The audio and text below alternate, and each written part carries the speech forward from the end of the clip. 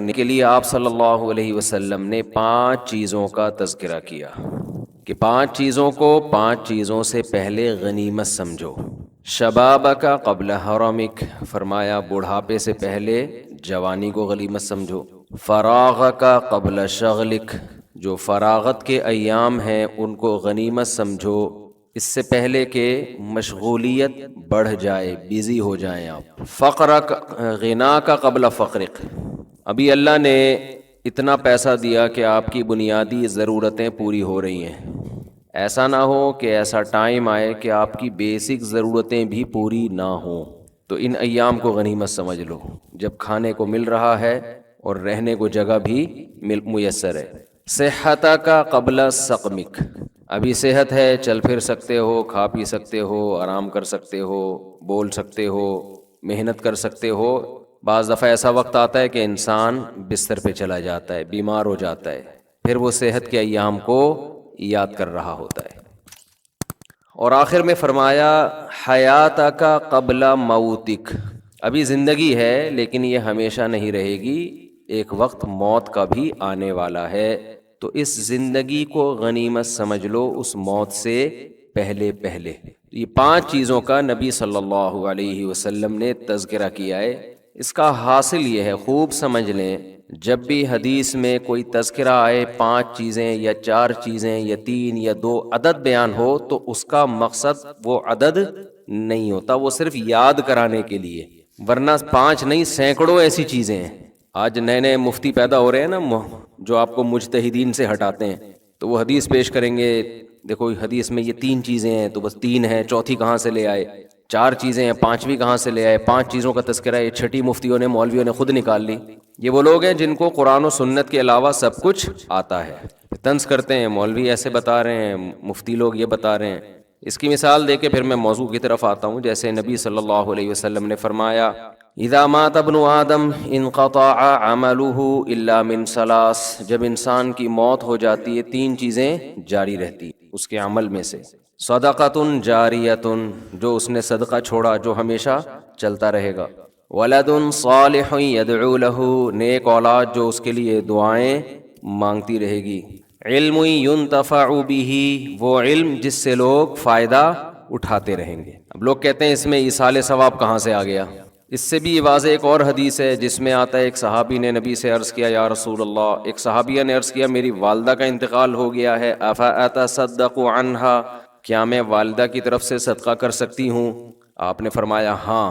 تو صدقہ اس کا ثواب کہاں کس کو پہنچ رہا ہے؟ اولاد صدقہ کر رہی ہے، اولاد دعا مانگ رہی ہے، ثواب کس کو مل رہا ہے؟ والدین کو مل رہا ہے۔ تو اسی سے فقہا نے استدلال کیا کہ صدقہ چونکہ ایک نیکی ہے تو کوئی بھی نیکی کر کے مرحوم والدین کو پہنچائی جا سکتی، اس کے لیے حدیث کے حوالے کی ریفرنس کی الگ سے ضرورت نہیں ہے، یہی ریفرنس کیا ہے؟ کافی ہے۔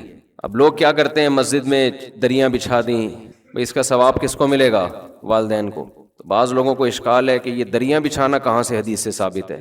بھئی جب صدقہ کہہ دیا تو نیکی آ گئی نا، اس میں ہر نیکی آ گئی، اس کے اندر اس میں قرآن کی تلاوت کرنا بھی آ گیا، اس میں کسی غریب کو کھانا کھلانا بھی آ گیا، اس میں یتیم خانے میں پیسے جمع کرانا بھی آ گیا، اس میں یتیم خانہ بنانا بھی آ گیا، اس میں کسی مدرسے کے ساتھ تعاون کرنا بھی آ گیا، اس میں 2 رکعت نفل نماز پڑھنا بھی آ گیا۔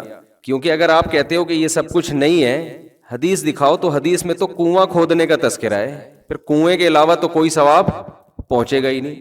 اب یہ کتنی عجیب سی بات ہوگی کہ آپ انسانیت کی خدمت کے لیے کنواں کھدواتے ہیں، اس کا ثواب ابا کو پہنچ رہا ہے، سبیل بنواتے ہیں تو اس کا اللہ ثواب نہیں پہنچائے گا۔ کیوں بھائی، بات تو ایک ہی چیز ایک ہی ہے نا۔ اور جب کوئی مفتی کہتے نہیں اگر آپ نے سبیل بنوا دی، کسی سفر میں کہیں راستے میں کولر پانی کا رکھ دیا تاکہ اس کا ثواب ابا اماں کو پہنچے، اگلا کہتے ہیں حدیث دکھاؤ، کولر کا کہاں تذکرہ ملتا ہے حدیث میں؟ تو یہ سینس لیس ہونے کی علامت ہوگی کہ نہیں ہوگی؟ تو آج کے جو نئے نئے مجتہدین مارکیٹ میں یوٹیوب پہ آ رہے ہیں نا، ان کا جو سوچنے کا اسٹائل ہے نا وہ بہت محدود اور فقہی بصیرت سے بالکل خالی، وہ ریفرنسز پہ چل رہے ہوتے ہیں کہ دیکھو حدیث میں آتا ہے صدقہ کرنے کا ثواب پہنچتا ہے، تو ریفرنس ہم نے حدیث کا دے دیا صدقے کا۔ قرآن پڑھنے کا ثواب دکھاؤ کہاں ثابت ہے بھئی؟ تلاوت کا ثواب ماں باپ کو ملتا ہے، یہ کہاں ثابت ہے؟ تو بھئی صدقہ نیکی ہے، حدیث کا مقصد یہ ہے کہ جب کوئی شخص مر جاتا ہے تو اس کے اپنے عمل کا دروازہ بند ہو گیا، بعد والا اس کے لیے کوئی عمل کرتا ہے تو وہ دروازہ اللہ کبھی بھی بند نہیں کرتے. یہ اللہ کی رحمت ہے.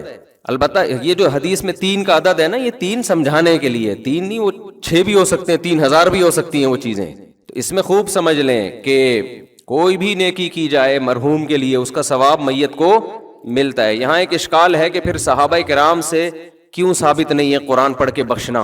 بھئی صحابہ تو نیکی پہ ہم سے زیادہ حریص تھے نا، صحابہ سے ثابت کیوں نہیں ہے؟ تو صحابہ سے اس لیے ثابت نہیں ہے کہ یہ عمل اجتماعی طور پہ ناجائز ہے، کیونکہ کوئی بھی نفلی کام اس میں اجتماع کے لیے الگ سے دلیل کی ضرورت ہے. اگر وہ الگ سے اجتماع کے لیے ایک الگ سے دلیل نہیں ہوگی تو نفلی کام انڈیویجولی آپ کر سکتے ہیں، انفرادی طور پہ آپ کر سکتے ہیں، اجتماعی حیت پہ آپ نہیں کر سکتے.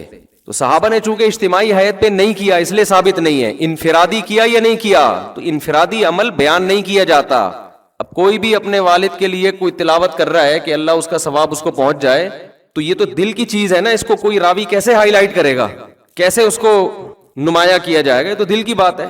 تو کتنے صحابہ نے نیک اعمال کیے، یہ ثابت ہے کہ انہوں نے فلاں عمل بھی کیا، فلاں عمل بھی کیا، فلاں عمل بھی کیا. اب دل میں کیا نیت تھی، اپنے والدین کو ثواب پہنچانا چاہتے تھے یا نہیں، یہ نیت یہ وہ جانے، اللہ جانے. ایسے تھوڑی ہوتا تھا کہ یہ پنکھا ابا کے ثواب کے لیے لکھتے تھوڑی تھے لوگ، دل میں نیت ہوتی تھی. اس سے یہ بھی پتہ چل گیا کہ قرآن پڑھنا اپنے والدین کے اس کو ثواب پہنچانے کے لیے جائز ہے، لیکن ایصال ثواب کے لیے قرآن خوانی جائز نہیں ہے. سمجھتے ہیں کہ نہیں سمجھتے؟ دیر آر 2 types آف قرآن خوانی.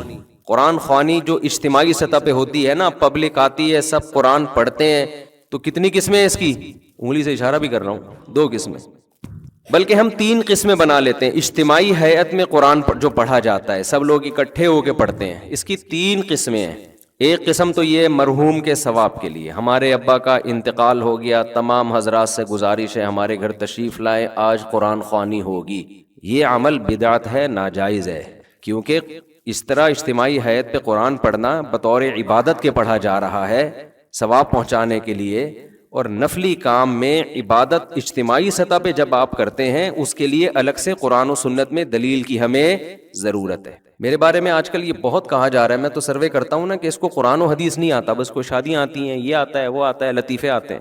ہمارے جو طلبہ میں لیکچر ہوتے ہیں نا، وہ اور اسٹائل کے ہوتے ہیں. عوام میں لیکچر اور اسٹائل کے ہوتے ہیں. عوام کے سامنے زیادہ علمی موشگافیاں جھاڑنا یہ کوئی عقل مندی کی بات نہیں ہے. اختلافی مسائل، کبھی ہمارے مدرسے میں آئے بیٹھے، 20 سال ہم نے تدریس کی ہے، تو تدریس عربی کتابوں کی ہے، جس میں حدیث بھی ہے، جس میں تفسیر بھی ہے، جس میں عربی گرامر بھی ہے، جس میں فقہ بھی ہے، جس میں عربی ادب کی مشکل کتابیں بھی ہیں. تو آج مسئلہ یہ ہے کہ جس کو 2-4 الفاظ آ جائیں نا قرآن و حدیث کے ریفرنس کے، وہ ایک چینل کھول کے ایسے بھڑکیاں مارنا شروع کر دیتا ہے جیسے اسی پہ نازل ہوا ہے، باقی کسی کو کچھ بھی نہیں آتا. تو خیر ہم اپنے ٹاپک کی طرف آتے ہیں. تو اجتماعی ہیئت پہ جو قرآن پڑھا جاتا ہے، چونکہ وہ ایک عبادت کے طور پر ہے، تو عبادت کے لیے جب اجتماعی سطح پہ ہوگی نا، قرآن پڑھنے کی دلیل تو ثابت ہے، اجتماعی سطح پہ یہ ثابت نہیں ہے. اس کی مثال ایسے جیسے جمعے سے پہلے آپ سنت پڑھتے ہو، انفرادی اخپل طریقے سے پڑھتے ہیں نا. اگر اجتماعی حیت پہ ہو کہ تمام حضرات تشریف لے آئیں، آج ہم تہجد کی نماز پڑھ رہے ہیں، یا آج ہم فلاں فجر کی سنتیں پڑھ رہے ہیں، تمام حضرات تشریف لے آئیں، تو یہ عمل کیا بن جائے گا؟ ناجائز. یہ اجتماعی حیت پہ نہیں ہوگا. فرض نماز اجتماعی طور پہ پڑھی جائے گی، اس میں بلایا بھی جائے گا اذان کے ذریعے، نفل نماز نہیں ہوگی. ایک دفعہ میں نے بیان میں یہ کہہ دیا کہ تہجد کی نماز جماعت کے ساتھ، جو اتنی بڑی بڑی جماعتیں ہوتی ہیں، جائز نہیں ہے. تو نیچے لوگوں کے کمنٹس آئے ہوئے تھے، لو جی ایک نیا مسئلہ آ گیا، تہجد بغیر. پھر پوچھنے لگے اس کی دلیل کیا ہے، کوئی حدیث کا ریفرنس تو دیا نہیں مفتی صاحب نے، بس مسئلہ بتا دیا. اتنے نیچے نیگیٹو کمنٹس کہ ان لوگوں کو یہ اپنے فرقے کے گول کیپر ہیں، یہ اپنے فرقے کو پھیلانے کی کوشش کر رہے ہیں. دیکھو بغیر دلیل کے، جس بیچارے کو یہ نہ پتا ہو، جن بیچاروں کو کہ دلیل اس کے ذمے ہوتی ہے تو دعویٰ کرتا ہے. دلیل کس کے ذمے ہوتی ہے؟ جو دعویٰ کرتا ہے. جو دعویٰ کرے گا نا کہ تہجد کی جماعت اتنی بڑی حیت کے ساتھ کہ پبلک کو بلا کے اکٹھے جماعت کرائی جائے، وہ ایک نیا مسئلہ بیان کر رہا ہے. اس سے ہم پوچھیں گے قرآن و سنت سے اس کا ثبوت دکھاؤ، کہیں بھی نہیں ہے. تو دلیل اس کے ذمے جو اس عمل کو جائز کہہ رہا ہے، جو ناجائز کہہ رہا ہے اس کے ذمے ریفرنس پیش کرنا نہیں ہے. وہ بغیر ریفرنس کے اس کی بات زیادہ مضبوط ہے. نہیں آئی میرا غلط بات سمجھ؟ میں کہوں وسیم بھائی نے میرے 1 لاکھ روپے چرائے ہیں، اللہ نہ کرے وسیم بھائی ایسے نہیں ہے. وسیم بھائی کہہ رہے ہیں میں نے کوئی نہیں لیے، کورٹ میں کیس گیا، میں کہہ رہا ہوں وسیم نے لیے ہیں. عدالت، وسیم کہہ رہے میں نے نہیں لیے، عدالت مجھ سے کہتی ہے گواہ پیش کرو، دلیل دو، اس نے لیے، میں کہتا ہوں دلیل یہ دے گا کہ اس نے نہیں لیے، بولو نا کیا ہو گیا؟ یہ کوئی عقل مندی کی بات ہوگی؟ میں بولوں گا کہ اس نے لیے ہیں، وہ کہے گا میں نے نہیں لیے، عدالت کہتی ہے مجھے کہ گواہ پیش کرو کہ اس نے چوری کی ہے، تمہیں کوئی کیمرہ دکھاؤ، کوئی دلیل دو، میں کہوں یہ دعویٰ کر رہا ہے کہ اس نے نہیں لیے، یہ دلیل پیش کرے گا، یہ عدالت کہے گی بھائی پہلے اپنی کھوپڑی کا علاج کراؤ۔ تو قرآن و سنت کے ساتھ جو ہے نا، جو آج کل نئے نئے اسکالر آ رہے ہیں، انہوں نے اسی طرح تختہ مشق بنایا ہوا قرآن و سنت کو۔ انتہائی فضول بات ہے کہ قضائے عمری پہ دلیل مانگیں کہ نمازیں جب 10 سال کی اکٹھی ہو جائیں تو دلیل دو کہ یہ پڑھنا ضروری ہے۔ یہ ایسا ہی حماقت ہے کہ جیسے میں کہوں وسیم نے مجھ سے 1 لاکھ روپے لیے، وہ کہہ رہے نہیں لیے، میں کہہ رہا ہوں دلیل دے کے نہیں لیے۔ نماز ذمے سے ساقط نہیں ہوتی جب تک قضا نہیں پڑھو گے آپ، اور توبہ بھی اور قضا بھی۔ تو دلیل اس کے ذمے جو کہے کہ 10 سال جب اکٹھی ہو جائیں تو بغیر توبہ بغیر قضا کے معاف ہو جاتی ہیں، وہ دعویٰ کر رہا ہے، وہ نماز آپ کے ذمے سے ساقط کر رہا ہے جو اللہ نے فرض کی ہے۔ اس ساقط کرنے کی کیا دلیل ہے؟ آپ کوئی ایک ضعیف حدیث بھی پیش کر دو۔ سمجھ میں نہیں آ رہی میرا خیال ہے بات؟ اتنا اسلام کا بھاری بھرکم حکم، جس سے بڑا اسلام میں کوئی حکم ہی نہیں ہے، 10 20 سال ہو گئے پیتے رہے، نماز ہی گول کر دی۔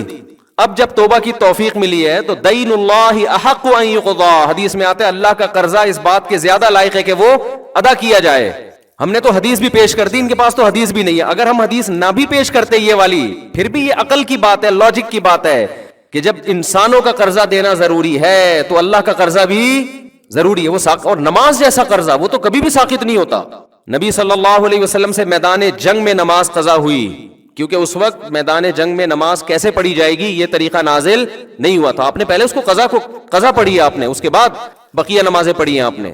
تو مدعی کون ہے جو یہ کہے کہ اتنی ساری نمازیں جب ذمے میں رہ جائیں گی تو وہ قضا پڑھے بغیر ہی معاف ہو جائیں گی؟ یہ شخص دعویٰ کر رہا ہے۔ اس سے ہم کہتے ہیں کہ اندھی تقلید مت کرو اپنے باپ داداؤں کی، آپ قرآن و سنت سے اس کا حوالہ پیش کرو۔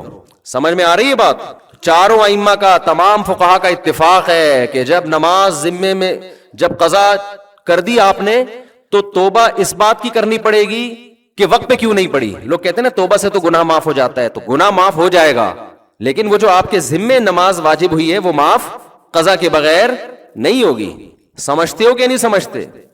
لیکن وہ آپ دیکھو کتنا قضائے عمری پہ تماشا بنایا آج کل نئے نئے اسکالرز نے کہ قضائے عمری بس اللہ غفور رحیم ہے۔ اللہ پہ تم ایک چیز ڈال رہے ہو بغیر دلیل کے، اللہ غفور رحیم ہے، اتنا یہ کافی نہیں ہے کہ 10 سال کی نمازیں وہ جو آپ نے ٹائم پہ نہیں پڑھی وہ معاف کرنے کے لیے تیار ہے؟ یہ مطلب ہے غفور رحیم کا؟ یہ مطلب نہیں ہے کہ جو اس کا حق ہے وہ بھی آپ پی جاؤ گے، وہ تو آپ کو دینا پڑے گا۔ زکاتیں بھی ذمے سے ساقط نہیں ہوتی، 20 سال زکات نہیں دی تو 20 سال کی زکاتیں بولو دینی پڑیں گی۔ رمضان کے روزے چھوڑ دیے، ادا کرنے پڑیں گے۔ حائضہ عورت سے اللہ نے نماز کو ساقط کر دیا، اس پر فرضی نہیں ہوتی، لہذا اس کو پڑھنے کا حکم نہیں ہے۔ اس کا تقاضا یہ تھا کہ روزہ بھی اللہ نے اس سے ساقط کیا نا، ہونا یہ چاہیے تھا روزہ بھی معاف کر دیا جاتا، لیکن اللہ نے روزہ معاف نہیں کیا۔ تو یہ بتانے کے لیے کہ فرض میں اصل تو یہی ہے کہ قضا کیا جائے گا، چاہے اللہ کے کہنے سے ہی قضا کیا ہو۔ نماز میں اللہ نے اس کو چھوٹ دی ہے، لیکن وہ چھوٹ بھی اس لیے کہ وہ اللہ کے آرڈر پہ چھوڑ رہی ہے۔ آپ نے جو 10 سال نمازیں پی ہیں وہ اللہ کے کہنے پہ نہیں چھوڑی ہیں۔ بعض لوگ یہ دلیل دیتے ہیں کہ ما جعل علیکم فی الدین من حرج، اللہ نے دین میں تنگی نہیں رکھی ہے، تو 10 20 30 سال کی نمازیں قضا لگانا یہ تو حرج ہے دین میں۔ واقعی حرج ہے، 30 سال کی نمازوں کا کسی کو حکم دینا پڑے، لیکن یہ حرج اس وقت ہے جب 30 سال کی نمازیں آپ اس سے ایک دن میں پڑھوائیں۔ جب آپ 30 سال کی نمازوں کے لیے 30 سال کا ٹائم دے رہے ہیں اس کو، یا 10 سال کا ٹائم دے رہے ہیں، پھر تھوڑی حرج ہے۔ تو یہ نئے نئے اسکالرز کو سننا چھوڑ دو خدا کے واسطے، یہ تمہیں جہنم کی آگ کی طرف لے کے جائیں گے۔ ریفرنسز ہیں ان کے پاس، قرآن حدیث آتا واتا ان کو کچھ بھی نہیں ہے۔ میں جو اتنا چیختا ہوں نا مجتہدین کو فالو کرو، ابو حنیفہ، مالک، شافعی، احمد بن حنبل، یہ اس لیے کہ تم ان لوگوں سے بچو، اپنے فرقے کے گول کیپر کے طور پہ نہیں۔ فوراً جب ہم کوئی بات کرتے ہیں نا تو فوراً یہ کہ یہ تو اپنے فرقے کے کیا ہیں، گول کیپر ہیں۔ یہ بات غیر مسلم بھی کرتا ہے، جب آپ اسلام کے برحق ہونے کی بات کرتے ہو کہتے ہیں یہ تو چونکہ مسلم ہے لہذا اس نے کس کو سپورٹ کرنا ہے، اسلام کو۔ بھائی ہم مسلم ہونے کی وجہ سے اسلام کو سپورٹ نہیں کر رہے، اسلام کے مدلل ہونے کی وجہ سے مسلم ہیں، اسلام کے علاوہ ہمیں کوئی سمجھ میں ہی نہیں آتا۔ تو ہم جو چاروں ائمہ کے قائل ہیں نا کہ ان چاروں فقہ میں سے کسی ایک کو فالو کرو، اس لیے نہیں کہ ہم ان میں سے ایک کو فالو کرتے ہیں، بلکہ اس لیے کہ ہم فالو اس لیے کرتے ہیں کہ ان کا فقہ مدلل ہے، اس میں قرآن و حدیث کو صحیح طرح سے سمجھا گیا ہے، اور اس میں امت اختلاف اور انتشار سے بچے گی۔ اس کے علاوہ جتنے پیکج امت کو جوڑنے کے لیے دیے جا رہے ہیں وہ امت کو جوڑنے کے بجائے توڑنے ہیں۔ سمجھ میں آ رہی ہے بات کہ نہیں آ رہی؟ وہ پیکج بڑے جاندار شاندار اور پرکشش، لیکن ان پیکیجز پہ جب آپ عمل کریں گے نا تو اس میں ٹوٹنے کا عمل بڑھتا چلا جائے گا. ہر اسکالر ایک نیا فرقہ ہے اور دعویٰ یہ کرتا ہے کہ میں قرآن و حدیث کے علاوہ کسی چیز کو نہیں مانتا، لیکن 4 اسکالر ہوں گے تو چاروں کی الگ الگ رائے، 5واں ہوگا تو اس کی الگ رائے، 6واں ہوگا تو اس کی الگ رائے. چند چیزوں میں متفق ہوتے ہیں، باقی ہر چیز میں الگ ہیں. تو یہ امت کا ویسے ہی بیڑا غرق ہونے والا ہے جس طرح سے ابھی چل رہا ہے نا حساب کتاب. اور ان جدید جتنے اسکالرز ہیں نا، ان میں ایک چیز کامن ہے، قضاء عمری کا سب کیا کرتے ہیں؟ انکار. قدیم جتنے اسکالرز ہیں مذہب کے، ان میں ایک چیز قدر مشترک ہے، قضاء عمری کا کوئی بھی انکار نہیں کرتا. قضاء عمری سمجھتے ہیں کہ نہیں سمجھتے؟ تو کہاں ہم ابھی آتے ہیں اس دوبارہ سے اصل ٹاپک کی طرف آؤں گا میں. تو وہ میں کہہ رہا تھا کہ اجتماعی حیات پہ قرآن خوانی کیا ہے میرے بھائی؟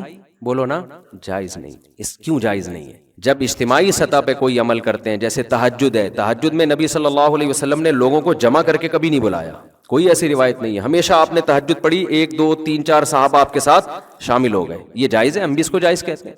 امام ابو حنیفہ کو چونکہ قرآن و سنت بہت اچھی طرح سے آتا تھا، لہذا اس عمل کو امام حنیفہ جائز کہتے ہیں. بھائی اتفاقی طور پر کوئی تہجد کے لیے کھڑا ہوا ہے، 2 4 آدمی اس کے پیچھے آ جائیں، اعلان کر کے کہ فلاں اتنے بج کے اتنے منٹ پہ ہمارے یہاں تہجد کی نماز ہوگی، تمام حضرات تشریف لے آئیں. اس کا ثبوت ہمیں قرآن و سنت میں نہیں ملتا، صرف رمضان میں حضرت عمر کے عمل سے ملتا ہے، تراویح جس کو کہا جاتا ہے، اس لیے اس کو نام بھی الگ دیا گیا. سمجھتے ہو کہ نہیں سمجھتے؟ اس میں اجتماعی حیات. اور حضرت عمر نے کیوں؟ اس لیے کہ نبی نے یہ رمضان میں 3 دن کیا، پھر چھوڑ دیا تاکہ فرض نہ ہو جائے. تو حضرت عمر سمجھتے تھے کہ آپ نے اس لیے چھوڑا فرض نہ ہو جائے، یہ اس کی علامت ہے، آپ اس کو زندہ رکھنا چاہتے تھے. تو اب فرضیت کا امکان ختم ہو گیا، لہذا حضرت عمر نے اس عمل کو دوبارہ شروع کرا دیا. تو رمضان گیا اور وہ تراویح کی نماز گئی. اس میں قیام اللیل کا بھی ہمیں ثبوت نہیں ملتا کہ الگ سے پھر رات کو اجتماعی حیات پہ نماز پڑھی جائے. تو قرآن خوانی کیا عمل ہے میرے بھائی؟ غلط ہے، اس کو ترک کر دینا چاہیے. جب کسی کا انتقال ہو جائے تو آپ اخپل طریقے سے، سب سے بہتر تو وہ چیز ہے جو منصوص ہے، جس کا حدیث میں صراحتاً ذکر ہے، وہ صدقہ خیرات ہے. سب سے بہتر وہ ہے. اس کو آج کل لوگ فوکس نہیں کر رہے، قرآن خوانیوں پہ پورا زور لگایا ہوا ہے، اور پھر اس میں دیگیں چلتی ہیں، کھانے چلتے ہیں، لوگ آتے ہیں بوٹیاں پھوڑ رہے ہوتے ہیں، کہ عجیب ہی منظر ہوتا ہے. ولیمے اور میت کا فرق کیا ہو گیا؟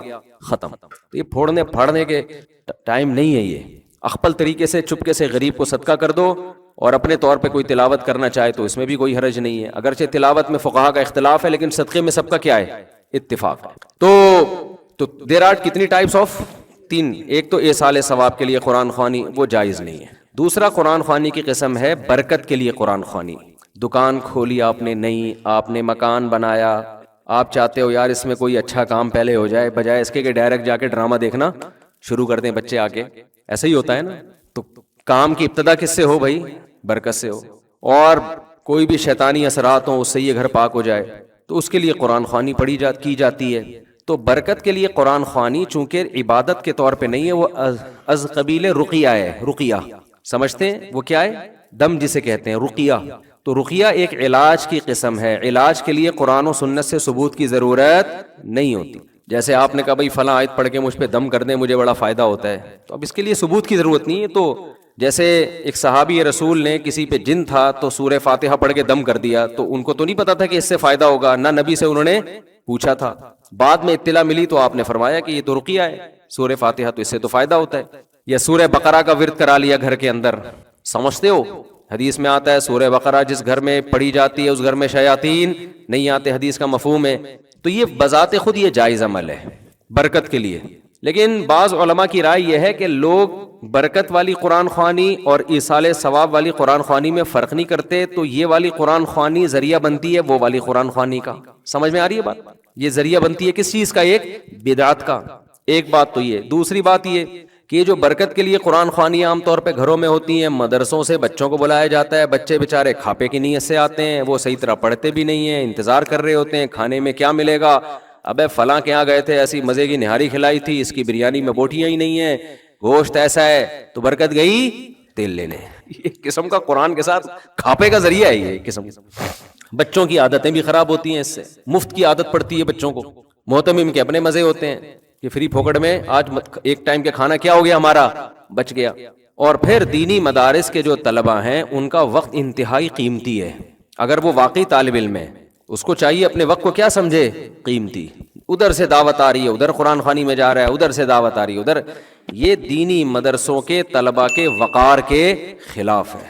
ہمارے حضرت فرمایا کرتے تھے کہ علماء یا طلباء ان کی مثال ایسے ہے جیسے بوتل پانی سے بھر لی فل، ایک بلبلہ بھی نہیں ہے اس میں. اب آپ اس میں اگر پانی کا ایک قطرہ بھی ڈالیں گے نا تو پرانا ایک قطرہ نکالنا پڑے گا، پھر نیا قطرہ ایڈجسٹ ہوگا اس میں. تو فرماتے تھے علماء کا 24 گھنٹے طلباء اور علماء یہ اللہ کے وارث ہیں، ان کے اوقات اتنے قیمتی ہیں کہ ان کا جو اسکیجول صبح سے لے کے رات اور رات سے لے کے صبح تک ایسا ہونا چاہیے کہ اس میں کوئی نئی چیز آ ہی نہ سکے. اس میں اگر کوئی نئی چیز آئے تو پرانا کوئی کام ڈسٹرب ہو، اس میں کوئی پرانے کام کو آگے پیچھے کرنا پڑے. تو اب یہ دیکھا جائے گا کہ پرانا زیادہ امپورٹنٹ ہے یا نیا زیادہ امپورٹنٹ ہے. اگر نیا کام ایسا آ گیا ہے کہ پرانے کام کا نقصان کرنا پڑ رہا ہے پھر تو نیا کام اس میں ڈالیں اپنے اسکیجول میں، اور پرانے کو کیا کر دیں، ایک دن کے لیے ناغا کر دیں. اور اگر نیا والا پرانے والے سے زیادہ امپورٹنٹ نہیں ہے تو نئے والے کو کیا کر دیں، کینسل، ہٹا دیں اس کو. سمجھ بھی نہیں آ رہی بات. اب آپ کہیں گے 24 گھنٹے کا ایسا اسکیجول، یہ تو آدمی ڈپریشن کا مریض بن جائے گا. بھائی صبح سے لے کے رات، رات سے لے کے صبح تک تو ڈپریشن کا مریض نہیں بنے گا. ڈپریشن ختم کرنے والی چیزیں بھی اس میں کیا ہوں گی، اسی میں شامل ہوں گی نا. اس میں ایکسرسائز بھی شامل ہے، بچوں کے ساتھ گپ شپ بھی شامل ہے، گھر والوں کو ٹائم دینا بھی شامل ہے، کھاپے بھی شامل ہیں. کسی دن جاوید نہاری بھی شامل ہے اس میں. کبھی چلے گئے تو وہ کون سی نہاری تھی جو اس دن کھائی تھی، وہ والی نہیں، نہ وہ مزے کی نہیں تھی. مجھے یوٹیوب پہ ویڈیو بھی آئی ہے میری آج کل، کسی نے چپکے سے کیمرے سے بنا کے ڈال دی، زاہد نہاری نا طارق روڈ پہ، وہ بھی شامل ہے. مزہ نہ آئے پیسے واپس. تو یہ بھی آپ کے اسکیجول کا حصہ بولو نا ہونا چاہیے. تو یہ سب چیزیں اس میں داخل ہے. اب کوئی نئی چیز اگر آ رہی ہے تو پرانا شیڈول آپ کا کیا ہوگا، متاثر ہوگا. اگر نہیں ہو رہا ہے اس کا مطلب آپ فارغ آدمی ہو کسی کام کے، آپ فالتو ہو، بلا وجہ پیدا ہوئے. آپ بلا وجہ پیدا اسے کہتے کان سے پکڑ کے جو جہاں چاہے لے جائے. آ جا یار کھاپے پہ چلے، آ رہا ہوں ٹھیک ہے نا. روزانہ کھاپا، روزانہ کھاپا. ابے آ جا ادھر بیٹھتے ہیں، بیٹھ گیا. ابے چل ادھر گٹر کا ڈھکن گورنمنٹ نے لگا دیا، وہ ہمارے گٹر کراچی میں ڈھکن نہیں ہوتے نا، تو ادھر ہمارے یہاں لگ گیا، آ جا بیٹھتے ہیں وہاں. چل بھائی بیٹھتے ہیں، پوری پوری رات بیٹھے ہوئے. اس کا مطلب یہ غلط پیدا ہو گیا ہے. اس کو بالکل پیدا ہونے کی کسی کام کا نہیں. بعض دفعہ یہ ہوتا ہے کسی دوست کا فون آیا، چل کھاپے پہ چلتے ہیں، آپ نے کہا چلو چلتے ہیں. تو اب یہ بدگمان نہ ہو کہ یہ بندہ فارغ ہے، ہو سکتا ہے اس کا اسکیجول کل کا کھاپا ہو، اس کی ڈائری میں کل کھاپے کا تذکرہ ہو، لیکن اس نے کہا آج بندے کا فون آیا، دوستی ہے، اس سے گپ شپ ہے، تو وہ کل والا کہاں لے جاتے ہیں، آج کر لے. تو میرے ساتھ ایسا ہوتا ہے بعض دفعہ، کسی قریبی دوست کا فون آیا، مفتی صاحب کھاپے پہ چلیں، ہم کہا چلو بھائی. وہ ہوتا یہ ہے کہ وہ جمعرات کو کہیں ڈائری میں کھاپا ڈالا ہوا ہوتا ہے، تو اس کو ہم اس دوست کی وجہ سے 2 دن پہلے لے آتے ہیں، پھر وہ 2 دن والا اسکپ کر دیتے ہیں، جو آج والا کام ہے وہ اس دن ڈال دیتے ہیں. سمجھتے ہیں کہ نہیں سمجھتے؟ ایک ڈائری بنایا کریں ایسے، پورا ہفتہ اس میں آپ کے سامنے ہو وہ پیج، پورا ہفتہ اس میں آپ کے. ابھی میں بتاتا ہوں، یہ حدیث کی تشریح میں بتاتا ہوں میں تو، کیونکہ یہ حدیث کی میں نے تشریح شروع کر دی، وہ پھر ترتیب سے چلے گی تو زیادہ فائدہ ہوگا. ابھی میں وہ قرآن خوانی کا وہ جلدی سے مکمل کر کے پھر وہ حدیث پڑھی ہے نا، اس میں یہ آئے گا تذکرہ انشاءاللہ. صلو علی الحبیب. تو خیر، آپ نے دوسری قسم ہے قرآن خوانی کی رقیہ، جس کو برکت کی قرآن خوانی کہتے ہیں. تو فی نفسی ہی یعنی بذات خود یہ جائز عمل ہے، لیکن بعض علماء اس کے خلاف ہیں کہ بھئی گھر والے بیٹھ کے کر لیں، جیسے سورہ بقرہ پڑھنی ہے سب اکٹھے گھر والے کر لیں. یہ باہر سے ادھر ادھر سے پبلک کو بلانا اور یہ سب چیزیں، اس کے فسادات زیادہ ہیں، اس میں وہ برکت رہتی بھی نہیں ہے. کھاپے کا تذکرہ زیادہ ہوتا ہے، اور جو رقیہ کا جو مقصد تھا وہ مقصد پوری طرح حاصل نہیں ہوتا. بہرحال اگر کوئی کرتا بھی ہے تو اس پہ اتنا سخت انکار نہیں کیا جائے گا. کوئی برکت کے لیے قرآن پڑھوا لیتا ہے، بے شک بچوں سے ہی پڑھوا لیتا ہے، تو فی نفسی یہ جائز عمل ہے. تیسری قرآن خوانی وہ ہے جو اتفاق سے لوگ جمع ہوتے ہوں کسی ترتیب کی وجہ سے. اس کی مثال ایسے جیسے ہم فجر سے پہلے 2 سنتیں پڑھتے ہیں نا، تو اب سب لوگ آ کے پڑھ رہے ہوں، لوگوں نے جمع نہیں کیا، لیکن چونکہ ٹائم ہے سنتوں کا تو سب پڑھ رہے ہوتے ہیں، تو دیکھنے میں ایسا لگتا ہے سب اجتماعی سطح پہ پڑھ رہے ہیں، حالانکہ وہ ایک اتفاقی ان کا آپس میں ربط ہو گیا ہے. تو ایسے ہی دینی مدرسوں میں یہ ہوتا ہے کہ بچوں کو تلاوت کا ٹائم دیا جاتا ہے، تو اس کا ٹائم بتایا جاتا ہے، بھائی صبح ناشتہ ہے اتنے بجے، پھر پڑھائی ہے، پھر یہ ہے، پھر یوں ہے، پھر رات عشاء ہے، پھر عشاء کے بعد سب نے کیا کرنا ہے، قرآن کی تلاوت کرنی ہے. تو یہ ایک نظم کے تحت ہے. اس کو وہ قرآن خوانی، وہ والی قرآن خوانی نہیں کہیں گے جو بدعت ہے، یہ تو ایک نظم کے طور پر. بعض فوجی اداروں میں ہمیں دیکھنے کو ملا، رینجرز کے ایک بڑے آفیسر تھے، انہوں نے بتایا کہ ہمارے ہاں فجر کی نماز کے بعد پابندی ہے، تمام جتنے بھی فوجی ہیں نا، جو رینجرز کے ملازمین ہیں، وہ سب قرآن کی تلاوت کریں گے. تو ایک ٹائم دیا ہوا ہے نا، تو یہ مینجمنٹ کے لیے ایک ٹائم دیا ہوا ہے، اس کو مینج کرنے کے لیے یہ بھی جائز ہے، اس میں بھی کوئی حرج نہیں ہے. یہ ایک ترتیب پہ لانے کے لیے سب کو، کیونکہ پھر ان کا باقی ٹائم نہیں ملے گا نا ان کو تلاوت کا سارا دن. تو گھر میں بھی آپ کر سکتے ہیں، بچوں کے لیے ایک ٹائم بنا دیں، بھائی صبح اتنے بجے سے لے کر اتنے بجے تک سب بچے انسان کے بچے بن کے بیٹھ جائیں گے. سارا دن تو موبائل لگا رہتا ہے، اب یہ اتنے بج کے اتنے منٹ پر سب بچے کون سے بچے بنیں گے؟ انسان کے بچے. لہذا قرآن سب کے ہاتھ میں ہوگا، دعائیں کی کتاب ہوگی، ذکر اذکار ہوگا. اسی طرح یہ بھی ہے کہ اجتماعی ہیئت پہ ذکر اللہ بھی جائز نہیں ہے، خوب سمجھ لیں. جیسے اعلان ہوتا ہے مسجد سے ہمارے ہاں ذکر کی محفل لگ رہی ہے، تمام حضرات تشریف لے آئیں، پھر سارے آ جاتے ہیں، پھر ذکر کرایا جاتا ہے، یہ بدعت عمل ہے، جائز نہیں ہے. لیکن اگر آپ کسی تربیت گاہ میں گئے ہیں جس کو خانقاہ کہا جاتا ہے، کوئی شیخ و مرشد ہیں جن سے آپ بیعت ہیں، سہ روزہ لگایا آپ نے، 10 دن کے لیے گئے ان کی خانقاہ میں، تو انہوں نے اپنے مریدوں کے لیے ایک ٹائم رکھا ہوا ہے، بھائی صبح اتنے بجے سب نے تہجد میں آنا ہے، یہ ٹریننگ سینٹر ہے نا، اور پھر 7 بجے سب نے ذکر کے لیے بیٹھنا ہے. تو یہ بھی چونکہ اس کا یہ وہ اجتماعی حیت والا ذکر نہیں ہے، بلکہ یہ بھی ایک تربیت کے لیے نظام الاوقات تو ہوگا نا کوئی نہ کوئی، کہ کھانے کا ٹائم ہے تو یہ ذکر کا ٹائم ہے، تو یہ تلاوت کا ٹائم ہے، تو اس یہ وہ بدعت ذکر میں داخل نہیں ہے. لیکن جو نارملی ہمارے یہاں بعض مسجدوں سے اعلانات ہو رہے ہوتے ہیں، یا نمازیوں کو اعلان کیا جاتا ہے بھائی 4 بجے ہمارے ہاں ذکر کیا جائے گا، تمام حضرات تشریف لے آئیں، یہ بدعت ہے. کہ تمام حضرات کیوں تشریف لے آئیں بھائی؟ کوئی آپ کا کوئی وہ چل رہا ہے، اگر کوئی تربیتی پروگرام چل رہا ہے تو جو تربیت کے لیے آئے ہوئے ہیں وہ بیٹھے ہوئے ہیں آپ کے پاس، تو ان کو آپ بتا دیں بھائی عصر کے بعد ذکر ہوگا، مغرب کے بعد تلاوت ہوگی، 4 بجے تہجد کے لیے سب اٹھیں گے، اور تمہارے باپ کو بھی اٹھنا پڑے گا اس میں، یعنی معذرت کے ساتھ، یعنی زبردستی اٹھائیں گے آپ. تو یہ زبردستی ٹریننگ کے لیے ہے، تو اس کو اس اجتماعی حیات میں شامل نہیں کیا. ہم نے جب 3 دن کی ٹریننگ کروائی کنٹری کلب میں، پورے ملک سے لوگ آئے تھے، تو ہم نے ان کو 4 بجے تہجد کے لیے اٹھاتے تھے، ان کو کہتے تھے آپ کے باپ کو بھی اٹھنا پڑے گا، کسی کو سونے کی اجازت نہیں ہے. اور پھر 5 بجے ہم ان سے جاگنگ کروایا کرتے تھے، اور جاگنگ میں بھی ہم نے ان سے کہہ دیا تھا کہ آپ کے باپ کو بھی جاگنگ بولو کرنی پڑے گی. کیونکہ جو دیندار لوگ ہیں نا، یہ جاگنگ نہ کرنے کی وجہ سے بھی آڑے ترچے، دیندار کیا سب برابر ہیں اس میں، دیندار تو پھر بھی تھوڑا بہت نماز کے لیے چل کے آ جاتے ہیں. میں دیندار کا تذکرہ اس لیے کیا کہ ہم تو دینداروں کو فوکس کر رہے تھے نا، ورنہ یہ ہماری پوری قوم کا المیہ ہے کہ پوستی پن الحمدللہ اتنا زیادہ ہماری قوم میں آ گیا ہے کہ اللہ کی پناہ. بس اب میں پھر جاؤں گا تو پھر بہت لمبا بیان اسی پہ ہو جائے گا. سوتے ہیں تو سوتے ہی پڑے رہتے ہیں، سوتے رہتے ہیں، نہ چل سکتے ہیں نہ ہل سکتے ہیں. اللہ تعالیٰ مغفرت فرمائے انتقال کے بعد، کیونکہ انتقال کا چانس میں کوشش کرتا ہوں کہیں سیڑھیوں پہ کہیں جانا ہے نا تو لفٹ کے ذریعے حتی الامکان کوشش کرتا ہوں بچوں. کہیں بھی آپ کہیں فلیٹ میں رہتے ہیں، کہیں جانا ہوتا ہے، سیڑھیوں سے جایا کرو میرے بھائی. لفٹ کا استعمال کم، لفٹ کو لفٹ کر دو، لفٹ نہ دو لفٹ کو. لیو لیفٹ ہے نا، لیو دو اس کو لفٹ کو، تو اس کو لفٹ نہیں کراؤ الا یہ کہ کہیں جلدی ہے. تو خیر، تو یہ قرآن خوانی کا ہم نے تھوڑا بتا دیا. میں جلدی سے حدیث کو کمپلیٹ کر دوں. تو میں نے جو حدیث پڑھی، نبی صلی اللہ علیہ وسلم نے ارشاد فرمایا 5 چیزوں کو غنیمت سمجھو. کس سے پہلے؟ 5 چیزوں سے پہلے. اچھا، میں نے جو بتایا 5 چیزیں، تو میں نے عرض کیا کہ حدیث میں جب 5 کا تذکرہ آتا ہے تو مراد 5 نہیں ہوتا. ان چیزوں کو ہائی لائٹ کر دیا، ورنہ یہ 5000 بھی ہو سکتی ہیں. تو اس کا حاصل یہ ہے کہ اپنے وقت کی قدر کرو، اپنے وقت کی قدر کرو.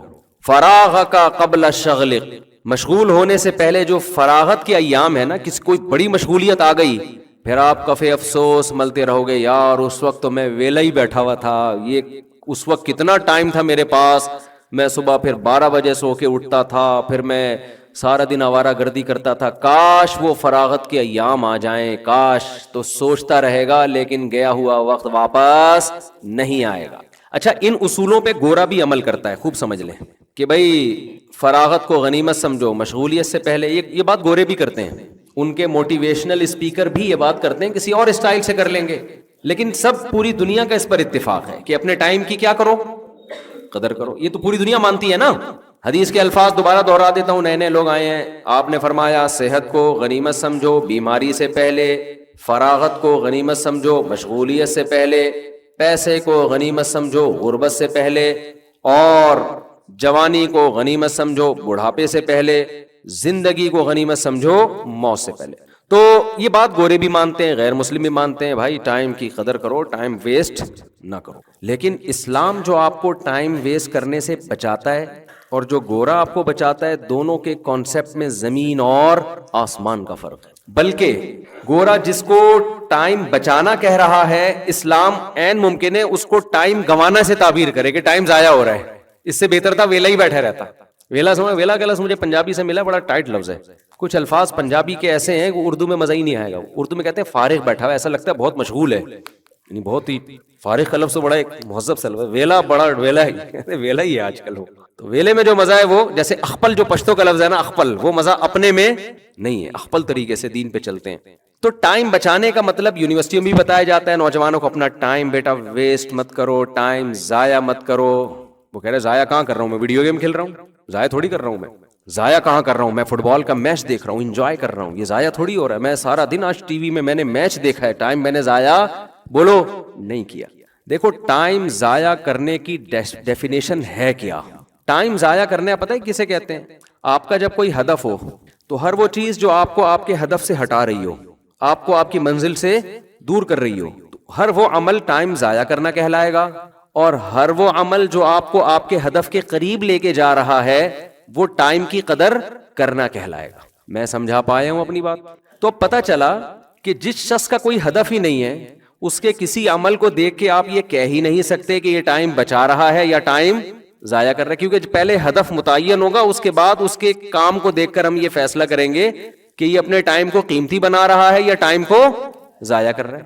جب ہدف ہی نہیں ہے تو ضائع ہی ضائع ہو رہا ہے، پھر چاہے کچھ بھی کر رہا ہو. دیکھو آپ نے کراچی سے پشاور جانا ہے، آپ کا ہدف کیا ہے؟ پشاور جانا ہے. بائی ٹرین جانا ہے اور ٹرین کا ٹائم ہے فار ایگزامپل ہفتے کے دن 4:05 ہوتا نہیں ہے 5 ہمارے یہاں.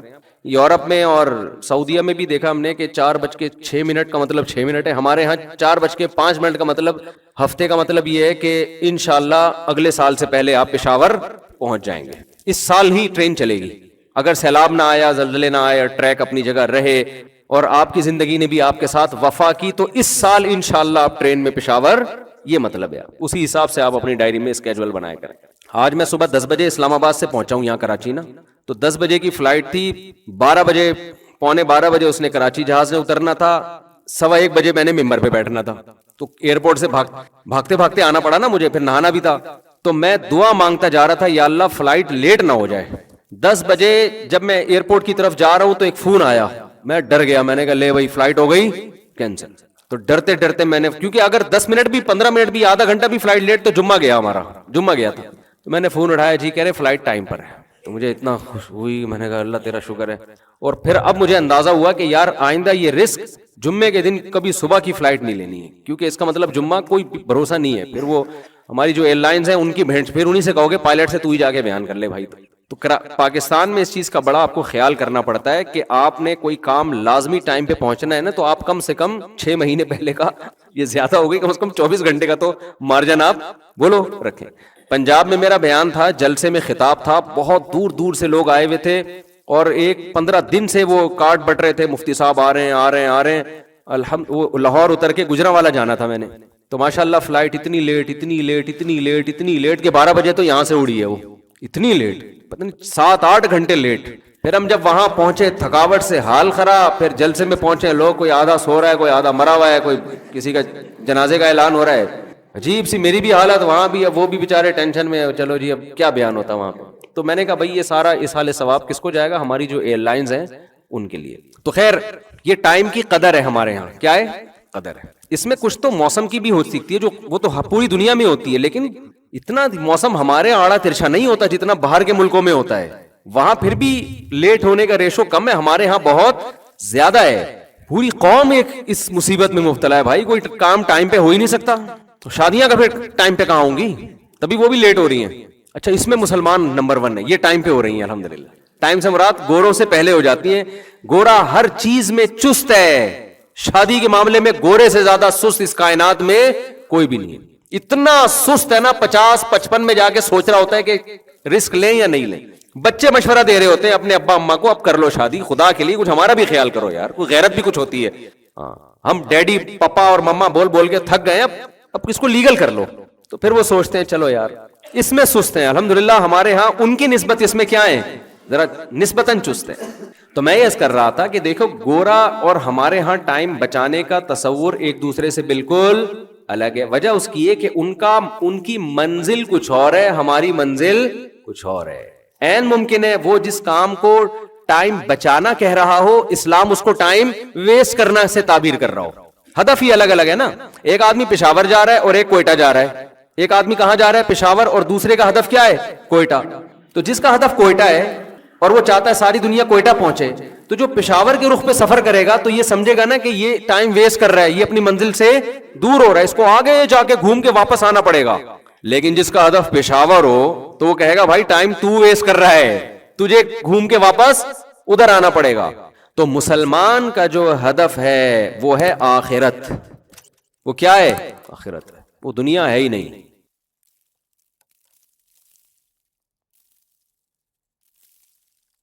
مجھے بتاؤ جو فوج فلمیں دیکھ رہے ہیں انٹرنیٹ پہ, کب تک دیکھے گا میرے بھائی؟ ایک دن چھوڑنے پڑیں گے, کیونکہ آپ کے اندر جذبات ہی ختم ہو جائیں گے, پتھر بن جاؤ گے بڑھاپے میں.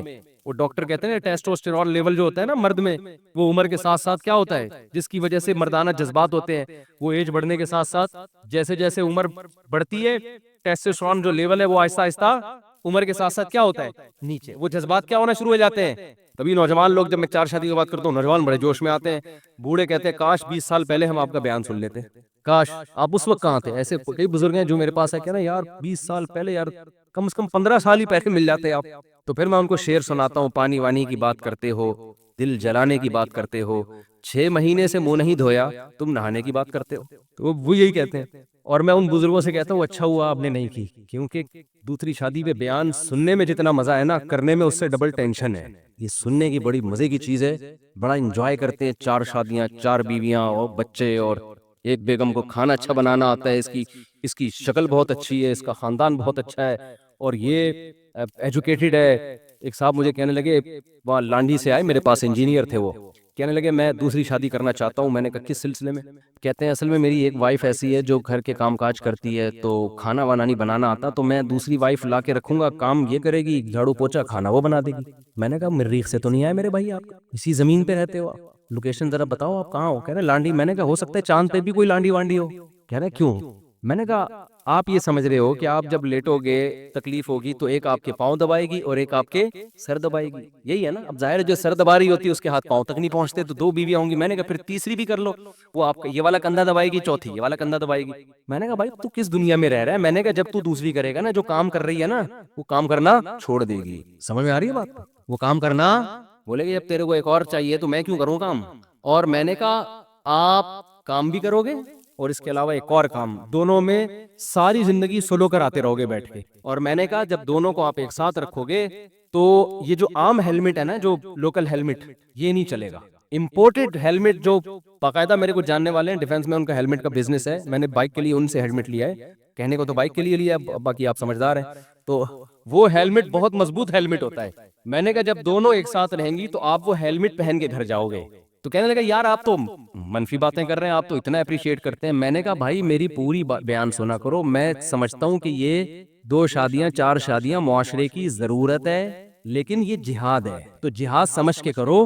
انجوائے کرنے کے لیے کرنے کی بالکل بھی ضرورت, اور دونوں کو ایک ساتھ رکھو گے تو خود کہا رہو گے. دونوں کو ایک ساتھ رکھنے کا تو میں قائل ہی نہیں ہوں. الگ الگ رکھو, اتنا دور رکھو کہ اس کو پتہ نہ چلے کہ کہاں بیٹھا ہوا ہے, ورنہ اس کو پتا ہو گیا نا اس گھر میں بیٹھا ہوا ہے, وہ ٹائم نوٹ کرے گی اسٹاپ واچ لگا کے. ادھر 6 گھنٹے 3 منٹ 25 سیکنڈ ٹھہرا تھا اور میرے پاس 6 گھنٹے 3 منٹ 24 سیکنڈ میں کیوں اٹھائی ہے. وہ ایسے کیلکولیٹ کرے گی, اس کو پتہ ہی نہ بندہ ہے کہاں پہ. تو میں ڈرا نہیں رہا, میرا مقصد ہے کہ بھائی جہاد کی نیت سے کرو یار. یہ معاشرے کی کیا ہے, عورتیں زیادہ ہیں مرد کم ہیں, تو ان کو کیسے, جب زیادہ شادیاں نہیں کرو گے تو ان کو کیا کریں, کوئی حل ہی نہیں ہے نا.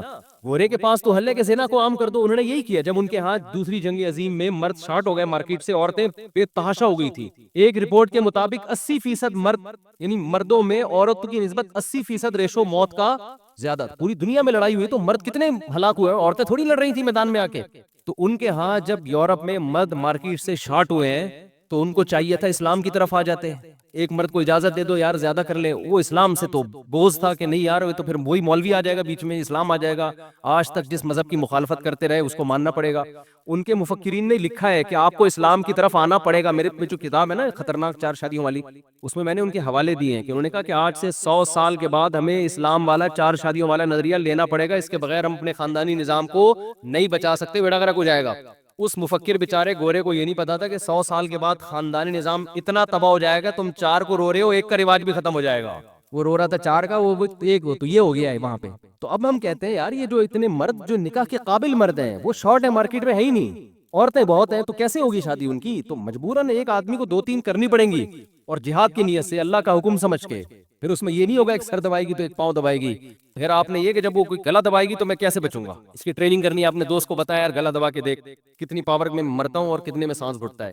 ثواب کی گارنٹی ہے، حالات کی گارنٹی نہیں ہے۔ ثواب کی اور اللہ کی مدد کی، ان دونوں چیزوں کی گارنٹی۔ اگر آپ جہاد کی نیت سے یہ کام کرو گے، دونوں کے تینوں کے چاروں کے حقوق پورے کرو گے تو انشاءاللہ اللہ کی مدد، کیونکہ اللہ کو خوش کرنے کے لیے کر رہے ہو نا یہ کام، تو انشاءاللہ اللہ کی مدد ہوگی آپ کے ساتھ، اللہ آپ میں برداشت بھی پیدا کرے گا اور پھر اس کی برکتیں پوری طور پر دنیاوی اخروی برکتیں حاصل ہوں گی۔ اللہ نے زنا میں نحوست رکھی ہے، نکاح میں اللہ نے برکت رکھی ہے۔ حضرت ابراہیم علیہ السلام کی زوجہ ہاجرہ اور سارہ، یہ کتنی نیک عورتیں تھیں، ان میں بھی کچھ نہ کچھ چپکلس ہوئی ہے۔ حضرت زینب رضی اللہ تعالی عنہا، حضرت عائشہ کی سوکن، حضرت عائشہ کی باری ہے، حضرت زینب نے حلوہ بنا کے بیچ دیا۔ نبی صلی اللہ علیہ وسلم مسجد نبی میں اپنے حجرے کے باہر کھڑے ہوئے ہیں، صحابہ بھی بیٹھے ہوئے ہیں، حضرت عائشہ بھی تھی، اس وقت پردے کے حکام نہیں آئے تھے، امی عائشہ بھی موجود تھی۔ حضرت زینب نے جیسے ہی حلوہ بنا کے بھیجا ہے، امی عائشہ کو اتنا غصہ آیا کہ باری میری ہے، اس میں سوکن کی مداخلت کیوں ہو رہی ہے؟ بھائی آپ حلوہ کھلانا تو اپنی باری میں کھلا دیتی۔ امی عائشہ نے نبی کے ہاتھ سے وہ برتن لیا اور اٹھا کے پٹخ کے زمین پہ مار کے توڑ دیا۔ ہمارے نبی نے کیا کیا؟ صحابہ کے سامنے یہ عمل ہوا ہے، گھر کے بند کمرے میں بھی نہیں۔ جب آپ کی بیوی دوستوں کے سامنے اگر یہ عمل کرے پھر تو آپ غیرت کا مسئلہ بنا لیتے ہو، کیا خیال ہے بھائی؟ اصل میں میرے ساتھ ہو یہ رہا ہے، مجھے ایک واقعہ یاد آتا ہے کہ ایک آدمی گیا نا تو دیکھا کہ گورنمنٹ کے دو ملازم کام کر رہے ہیں، ایک گڑھا کھود رہا ہے، دوسرا اس میں مٹی بھر کے بند کر رہا ہے۔ اس کو عجیب سا لگا، یار یہ گڑھا کھودتا کیوں اگر دوسرے نے مٹی بند؟ اس نے پوچھا یار یہ کیا کر رہے ہو؟ انہوں نے کہا بھائی ہم 3 آدمیوں کے ذمے حکومت نے درخت لگاؤ مہم لگائی ہے، درخت لگاؤ مہم چلائی ہے، تو ہم تینوں کو 3 بندوں کو ٹھیکہ دیا ہے، ایک کا کام ہے گڑھا کھودنا، دوسرے کا کام ہے اس میں درخت لگانا، تیسرے کا کام ہے مٹی بھرنا۔ تو اس نے کہا درخت کیوں نہیں لگ رہا؟ اس نے کہا وہ چھٹی پہ گیا ہوا ہے جس بندے کا کام درخت لگانا ہے نا، تو ہم اپنی ڈیوٹی پوری کر لیں۔ تو میرا جب 4 شادیوں کا بیان ہوتا ہے تو لوگ سنتے ہیں، جب حقوق کی بات ہوتی ہے تو اتفاق سے اس دن وہ چھٹی پہ گئے ہوئے، سمجھ میں آ رہی ہے بات؟ اس دن وہ کہاں گئے ہوئے ہوتے ہیں؟ چھٹی پہ گئے ہوئے ہوتے ہیں، لہٰذا پھر وہ لانڈھی سے چل کے آتے ہیں، یوٹیوب پہ بیان سنا ہوتا ہے اور پھر یہ کہہ رہے ہوتے ہیں میں 2 شادیاں کرنا چاہتا ہوں، ایک بیوی میرا سر دبائے گی اور پاؤں تک اس کے ہاتھ چونکہ پہنچتے نہیں ہے، لہذا پاؤں کے لیے میں نے دوسری بیوی رکھ لی۔ سمجھتے ہو؟ تو ہمارے نبی صلی اللہ علیہ وسلم نے کیا کیا؟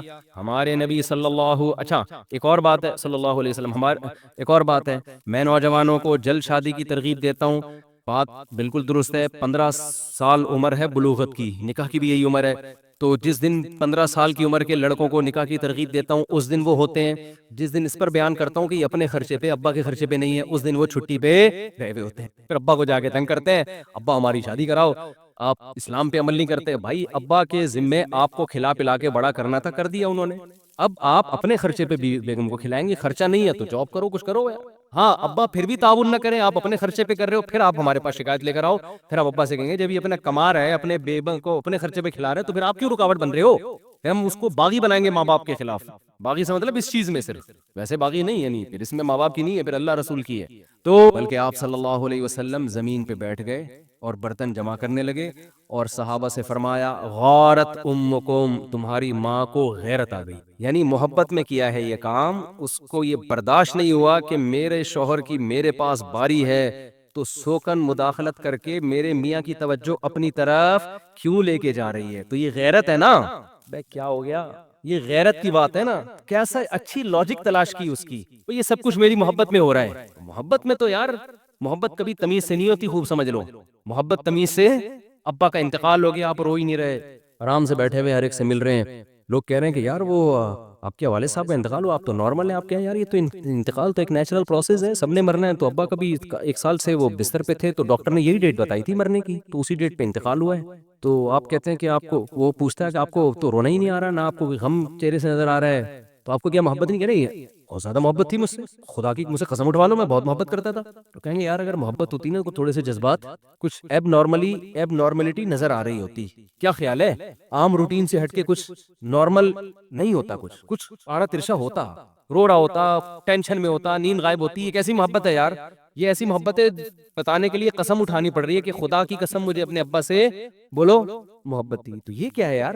محبت جہاں ہوگی تبھی تو قرآن کہتا ہے وَإِذَا سَمِعُوا مَا أُنزِلَ إِلَى الرَّسُولِ تَرَىٰ أَعْيُنَهُمْ تَفِيضُ مِنَ الدَّمْعِ بہت سے عیسائی ایسے ہیں کہ جب وہ اس کلام کو سنتے ہیں جو محمد صلی اللہ علیہ وسلم پہ نازل ہوا، اے مخاطب تو دیکھے گا ان کی آنکھوں سے آنسو نہیں، گویا آنسوؤں میں آنکھیں بہتی چلی جا رہی ہیں، اتنا روتے ہیں یہ اس خدا کی محبت میں، مما عرفوا من الحق، اس لیے کہ ان کو حق سمجھ میں آ جاتا ہے۔ تو جب اس کو محبت تھی تو برتن تو میرے بھائی ٹوٹیں گے، ایسی محبت نہیں ہوتی کہ برتن جڑنا شروع ہو جائیں، ٹھیک ہے نا؟ چونکہ سوگن نے حلوہ بھیجا ہے، تھینک یو ویری مچ، بہت بہت زبردست سوگن ہے ہماری، حلوہ بنا کے بھیجا بھائی، یہ تو بڑا خیال کرتی ہے۔ تو ایسا نہیں ہوتا، محبت میں تو اس طرح کا ہوتا ہے۔ تو ہمارے نبی نے اس کی بہترین لاجک تلاش کی، آپ صلی اللہ علیہ وسلم نے۔ اب ایسا نہ ہو کہ جن آدمیوں کی 2-3 بیویاں ہیں وہ ان کی بیویاں برتن توڑنا شروع کر دیں، یہ تو ایک واقعہ ہو گیا نا، ہمیشہ ایسا ہی تھوڑی ہوتا رہا ہے۔ اگر کوئی خاتون برتن توڑے ہی نہیں برتن بھائی، پہلی بات تو یہ، اگر توڑ دی ہے تو پھر اس کو سمجھانا چاہیے آئندہ نہیں توڑنا، ٹھیک ہے نا؟ بس اتنے جذبات کافی ہیں۔ تو ہمارے نبی نے جب دیکھا امی عائشہ کا غصہ ٹھنڈا ہوا تو آپ نے وہ برتن جوڑ کے ان کو دیا اور فرمایا کہ اس کے پیسے زینب کو ادا کر دینا، کیونکہ اسلام میں جب کسی چیز کا آپ نقصان پہنچائے تو زمان بہرحال آپ پر واجب ہوتا ہے، چاہے یہ کام غیرت میں کیا ہو یا محبت میں کیا۔ محبت میں آ کے اتنی زور سے تھپڑ مار دیا آپ نے، غیرت میں اگلے کا پورا نشان پڑ گیا، تو علاج کے پیسے بھی کس کو دینے پڑیں گے؟ آپ کو دینے پڑیں گے، محبت میں بھی کریں یا نفرت میں کریں، چیز کی قیمت ادا کرنی پڑتی ہے۔ تو یہ جو اسٹائل ہے نا برداشت والا، یہ پیدا کرنا پڑے گا، تو پھر آپ 4 شادیاں کریں اور یہ برداشت بھی پیدا کریں اور شادیاں بھی کریں، اس اسٹائل کے ساتھ کریں، اور یہ ضروری ہے، نہیں کریں گے تو عورتوں کا بیچاروں کا نقصان ہو رہا ہے بہت زیادہ۔ تو میں اپنی بات کو ختم کرتا ہوں، چند باتوں میں عزم کریں، انشاءاللہ زنا کے قریب ہم کبھی بھی نہیں جائیں گے۔ زنا کرنا دور کی بات، قریب کا مطلب وہ کام جو زنا کرواتا ہے، لڑکیوں سے باتیں، یونیورسٹیوں میں دوستیاں، بلا وجہ ان سے فری ہو رہے ہیں فیس بک پہ، یہ تمام چیزیں برائی کی طرف لے کے جاتی ہیں، ان تمام چیزوں کا بائیکاٹ کرنا ہے۔ اللہ نے آپ کو 4 شادیوں کا آپشن دیا ہے، بھائی ہمیں زنا کے قریب جانے کی کیا ضرورت؟ اور اللہ میاں نے اس کو آپ کو آزادی دی ہے، اس میں ابا بھی رکاوٹ نہیں بن سکتے، ابا رکاوٹ بنیں گے، اللہ کہتے ہیں میں نے اجازت دی، ابا کو اجازت دی ہے روکنے کی، اگر آپ اپنے خرچے پہ کر رہے ہو ابا 100 دفعہ روکیں۔ ہم تو ابا کے حقوق بہت بیان کرتے ہیں، لیکن ابا کے حقوق کی بھی ایک لمٹ ہے۔